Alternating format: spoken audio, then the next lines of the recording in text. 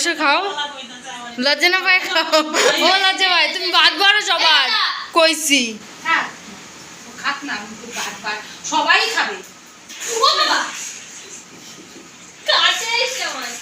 সবাই খাবে না খাইতে হয় কেউ।